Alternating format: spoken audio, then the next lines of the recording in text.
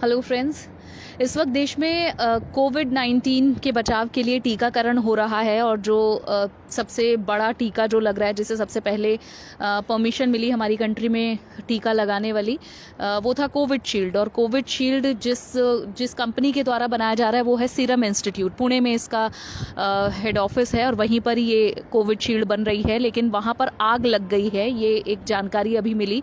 हालांकि सुनते ही एक धक्का सा आपको लगेगा कि जिस इंस्टीट्यूट के अंदर हमारी कोविशील्ड बन रही है, जो इस वक्त लोगों के लिए एक संजीवनी का काम कर रही है, जो लोग इस महामारी से बचने के लिए जिन्हें ये टीका लगाया जा रहा है, तो वहाँ पर ये आग लगी है।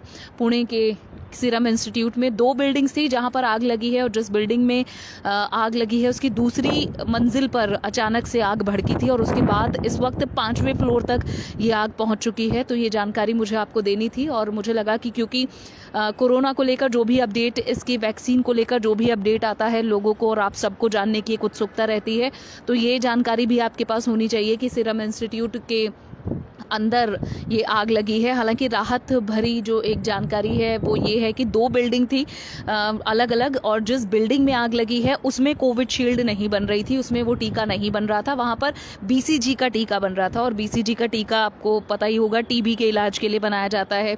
और ये तमाम उन सभी लोगों को लगभग लगता है, लेकिन उन लोगों को नहीं लगता जिनको HIV या जिन्हें एड्स होता है, उन लोगों को छोड़कर ये टीका दिया जाता है बीसीजी का। और वही टीका इस बिल्डिंग में बन रहा था जिसमें फ़िलहाल आग लगी है। तो पुणे के सीरम इंस्टीट्यूट में फ़िलहाल जो आग लगी है उसमें अपडेट ये है कि अभी आग पर तो काबू नहीं पाया गया, वहाँ भयंकर आग लगी है, इस वक्त भी दहक रहा है पूरा जो फ्लोर्स हैं। और जैसा मैंने बताया कि दूसरी मंजिल के बाद अब 5वीं मंजिल पर ये आग पहुँच चुकी है।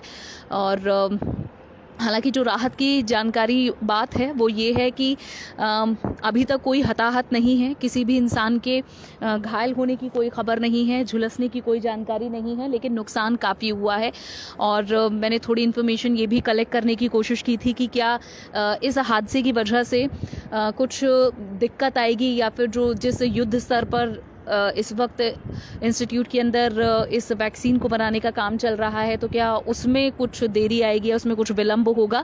तो अभी तक तो जानकारी ये है कि इसका जो पूरा सेटअप था, जो सीरम इंस्टीट्यूट में जो कोविशील्ड बन रही थी उसका सेटअप बिल्कुल डिफरेंट था, और जिस बिल्डिंग में बन रहा है वो तकरीबन 1.5 किलोमीटर की दूरी पर है जिसमें आग लगी है। तो उसमें कोई बाधा नहीं आएगी, किसी तरह का हर्डल नहीं आएगा। लेकिन सीरम इंस्टीट्यूट, जैसा मैं बता रही हूँ कि वहाँ पर आग लगी है और किस वजह से लगी, उसमें बताया गया कि 2nd फ्लोर पर कुछ कंस्ट्रक्शन का काम चल रहा था और कुछ वेल्डिंग वहाँ पर हो रही थी, और वेल्डिंग की वजह से ही आग भड़की। और उसके बाद देखते देखते ये दूसरी मंजिल से 5वीं मंजिल तक पहुँच गई, और अभी तक कुछ भी राहत नहीं है। आग लगातार बढ़ती जा रही है। जो लोग वहाँ पर मौजूद थे उन्हें बाहर निकाल लिया गया है, लेकिन जानकारी ये भी है कि कुछ लेबर जो वहाँ पर थे वो बेहोश हो गए धुएं की वजह से, क्योंकि धुआं बहुत तेज़, बहुत घना वहाँ पर धुएं का गुब्बार था। और कुछ तस्वीरें भी ऐसी आई जहाँ पर बिल्डिंग से ऊपर उठते हुए धुएं के गुब्बार आसमान को छूते हुए नज़र आ रहे हैं। तो अभी का अपडेट बस यही है दोस्तों कि 5वीं मंजिल तक पहुँच गया है ये धुआं, ये आग, और किसी के हताहत होने की तो कोई खबर नहीं है। लेकिन राहत भरी बात यह है कि जिस बिल्डिंग में आग लगी है वहाँ पर कोविशील्ड नहीं बन रही थी, बल्कि उसकी दूसरी बिल्डिंग में बन रही थी जो उससे 1.5 किलोमीटर दूर है। 2 बिल्डिंग्स हैं।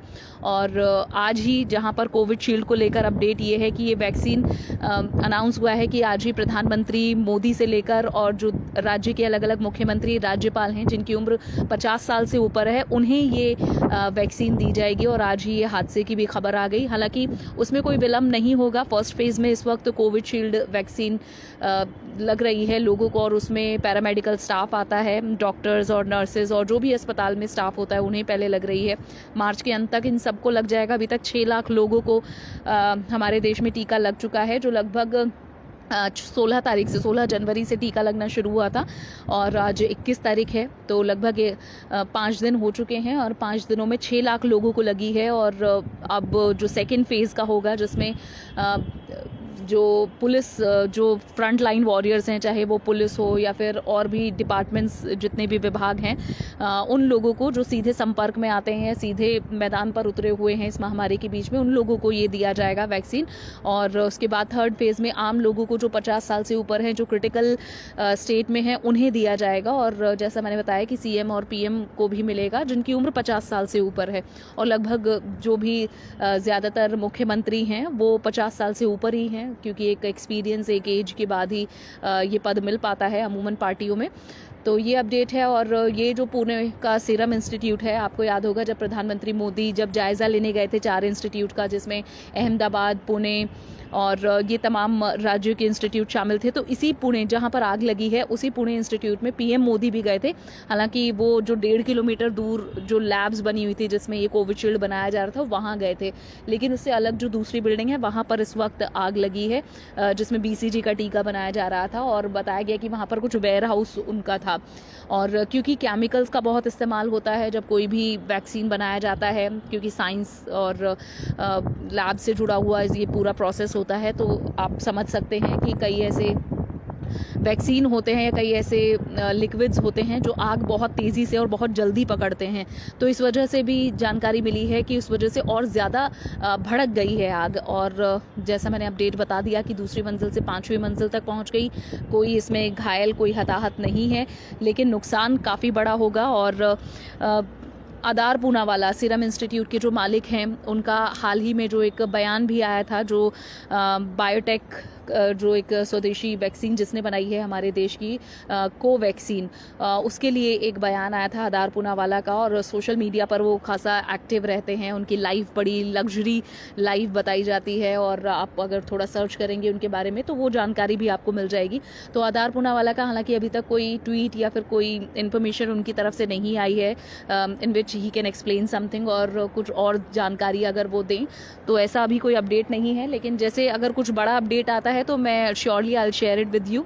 सो अभी तक यही इन्फॉर्मेशन है। और क्योंकि कोरोना के बारे में लगभग सारी इन्फॉर्मेशन हम रखने की कोशिश करते हैं, तो ये एक इन्फॉर्मेशन है which you should have and you should be known about. तो आपको इसके बारे में पता होना चाहिए। सो बस इतनी ही जानकारी, और आगे कुछ और अपडेट होगा then I will surely share it with you. So thank you for now.